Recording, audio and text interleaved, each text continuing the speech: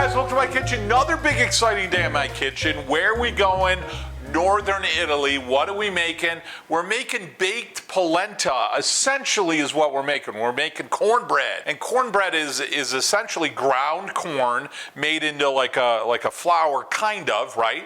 And we're gonna make it with polenta. So we're gonna make it Italian style. So cornmeal essentially is polenta. Cornmeal in Italy, polenta in Italy is a coarse grind. So it's a larger grind. It's not like a fine flour like you'd see a lot of times here in the United States. So we're gonna make Northern Italian style baked polenta, if you will, or, you know, in this case, cornbread. It's delicious, it's fun, it's easy. And you're gonna see polenta, if you will, is really the main staple up north in Italy. So my dad's from a little village called Costioli di Asti. It's right out of Milan. It's southeast of Milan, and wonderful family, Borio family. They're all actually grocers or butchers. So the whole family, my dad came from a family, his parents came from a family of 13, his dad, and they were so poor, absolutely so poor, and they came to the United States to find a better way of life, which was fantastic. So my father's father, another Joe, right? If you say Joe in our household, like everybody stands up, or Tony. It's Joe and Tony, everybody stands up. So my dad's father, Joe Giuseppe, and his mom, along with their kids, they came over when everybody was really young, and again, very, very poor family, and they opened up Borio's restaurant, which is what supported our family and taught us hard work and serving other people and loving other people and loving our culinary roots. It's such a great story, and I love sharing that with you guys. I'll tell you one quick little side note. There was a time, and I put pictures on the Facebook page and on my Instagram. There was a time my grandfather came and he took a lot of heat. He got a lot of criticism from the other Borios because he was the only one out of 13 that came to America. And he made it. He became successful. So he had a convertible, I believe it was a Cadillac or a Buick, one of the others, but one of the higher end cars. And he shipped the car when him and my grandmother went back to visit, and they went back many times, but one of the times when they went back to visit, he shipped his car on the ship over to Genoa, Italy, and then he drove his car with my grandmother, Nona Caroline. They drove to the town, Costioli di Asti, and they couldn't drive on the roads because they were so small. So my grandfather had to park the car at the top of the hill, and all of the village would come see this car like, oh my God. And he appeared to be, which he was compared to them, he was wealthy, he was rich, he was almost like a celebrity in the village. And really interesting, it was a number of years ago when I went back, I met a guy by the name of Mario. Mario was a butcher. He worked in the Borio butchery, which is still there today. They still make antique style, and I've shared pictures of this, but they still make, my cousins still operate the original Borio meat market, and they still make antique style sausages and salami and such. So wonderful family. And I was downstairs when they were processing meats, and I met Mario, and Mario, he said he was like 5 or 6 years old when my grandfather, he was 90, I believe he was 90 or 91, and he's still working, and he said he remembered when my grandfather brought the car over and he was riding around in the back seat. So cool when you really talk about that, and where they came from and the dream of America is so phenomenal.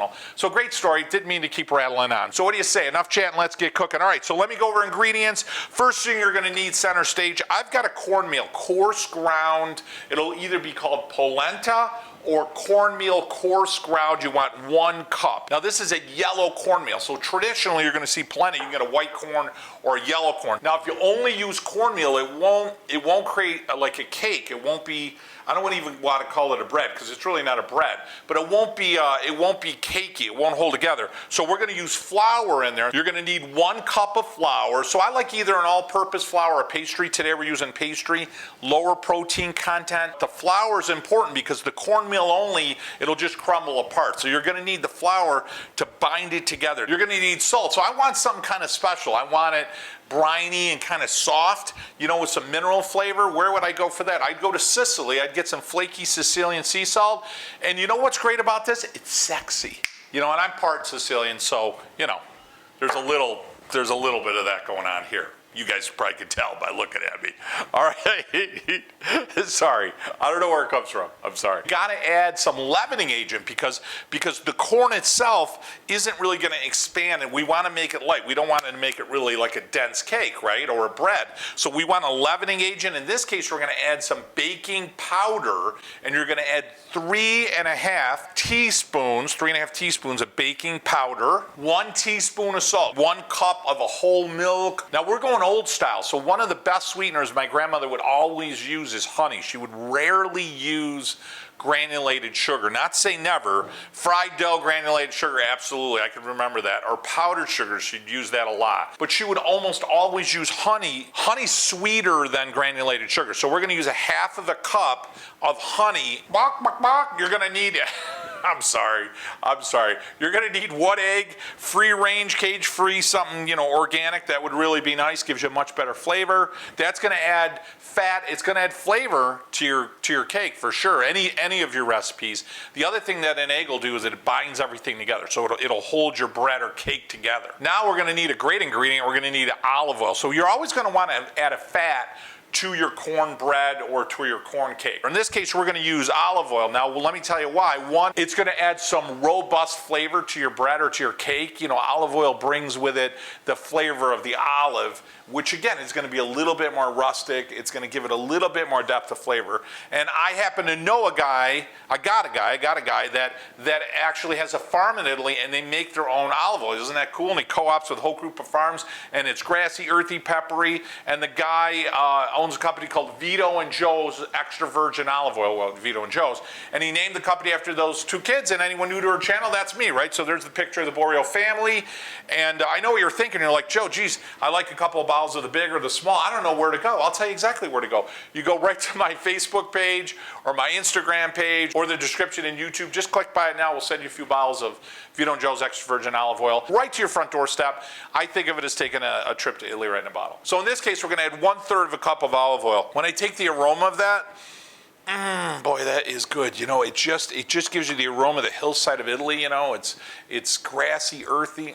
Boy, that's good. You done yet? Not yet, almost, right? I always like to put all my dry ingredients in a strainer and then just sift everything in a bowl. We're going old style, so we're gonna grab a cast iron, and then we're gonna put olive oil in there, make sure we prep the pan so it doesn't stick. We got the oven preheated at 400 degrees. We're thinking about 20-25 minutes. I've got my strainer, I've got my bowl. I'm gonna go ahead and put my polenta in. I'm gonna put my flour in, 1 cup of each. Teaspoon of salt, 3.5 teaspoons of baking powder. Shake this through your strainer. Beautiful, give it a nice stir. Gorgeous, gorgeous. Now guys, we wanna add an egg. Quick tip on the egg. I never like to crack it in my mixture, because if the egg's bad or I get a shell in there. And now guys, give it a good scramble. Now to prep this, old school Italian, take your cornmeal flour mixture here and make a well. Add your egg, add your milk, add your Vito and Joe's olive oil, add your honey, 1/2 cup. And now guys, take a fork and just go ahead and start mixing your wet ingredients in the middle here, in the middle of the well. And then as everything gets mixed, you just make your circle a little wider, and you'll start to incorporate the cornmeal, the flour, and your other dry ingredients. Isn't that gorgeous? So we're gonna give this a stir for a good 2-3 minutes, and then we're gonna let it set. And what's gonna happen is everything's gonna marry, those flavors are gonna marry. Now again, another tip for you guys is this. Old style, you always hear about resting your dough or resting your batter. In this case, we're gonna rest it. And if you can, if you got that 15-20 minutes or more, let it rest. What's really happening is you're gonna hydrate your flour and you're gonna hydrate your corn. So that dry corn starts to absorb a lot of that moisture, and the more moisture that gets into the flour and the cornmeal, that'll expand as heat and steam, and it creates a lighter cake, a lighter cornbread. And again, it's a great tip and it's really important. Another really great tip that makes this come out absolutely delicious. I know what you're thinking, Joe, what else could there be? You got to subscribe to the channel. So hit that subscribe button. Make sure you give us a thumbs up. That'll help share our videos, the algorithm with YouTube. It'll help share our videos with other people looking to have some fun in the kitchen making Italian recipes. Also hit that notification bell. That way anything we got going on the farm, any recipes, any travel tips, it'll come right to your notification box. And as I share with you guys every week, week. It really means the world to me when you guys subscribe to the channel. I love coming in your kitchen, and I love inviting you into my kitchen every week to have some fun and create some memories, no doubt about it. Also, if you haven't already, you probably already did, grab the olive oil. I can see it, I can feel it being shipped right over to your house. Now guys, listen, I want to prep my cast iron with some oil to prevent it from sticking, and that oil will give a nice high temperature, gives it a nice little crust, a nice little textural change, a crisp almost around the outside, because the oil will get hot and almost not quite fry it, but it'll get hotter and crisp up the outside. Yup, Vito and Joe's time again. Take yourself not even a tablespoon of oil.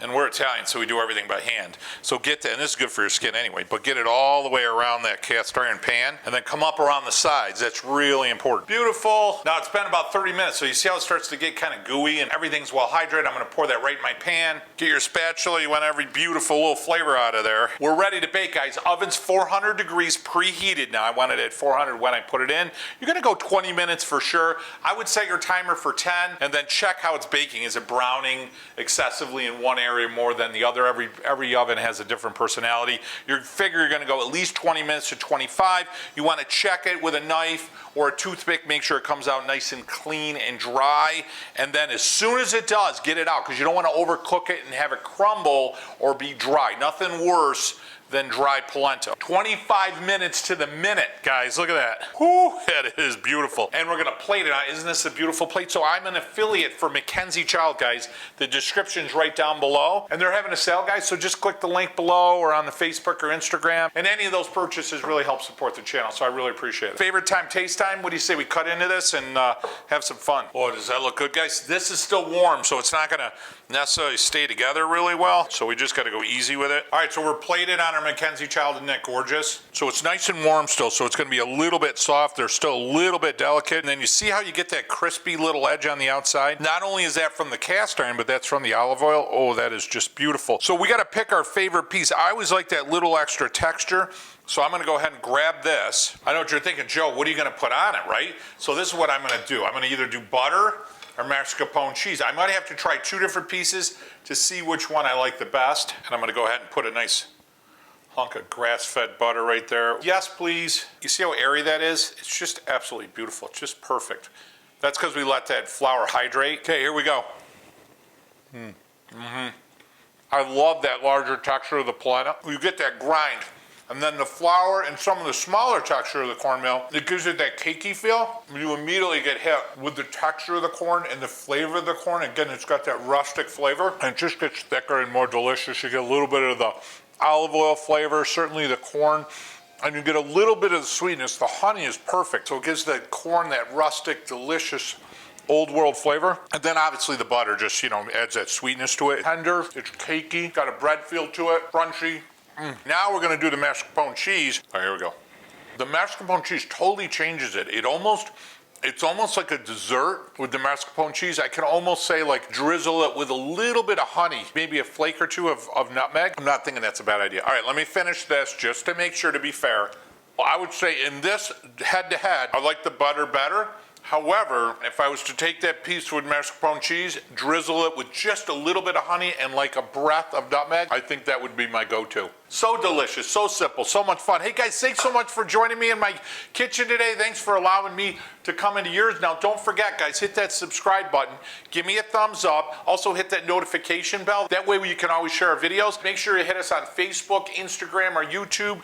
Grab yourself a few bottles of Vito and Joe's extra virgin Italian olive oil. Love to drop ship that right to your front doorstep. So honored to be an affiliate for Sardel Cookware and Mackenzie Child. Just phenomenal products. I use them in the kitchen always. Clicking our link and buying through us, it helps support the channel as an affiliate. We really appreciate that. And last but not least, guys, and really the most important reason that we do these videos and I come to your kitchen every week is not only do you get to celebrate your heritage, but even more important than that, guys, you're gonna set some traditions of love with you and your family. They're gonna last you a lifetime. I know they did for me. Hey guys, from my kitchen to yours, until next week, mwah, buon appetito.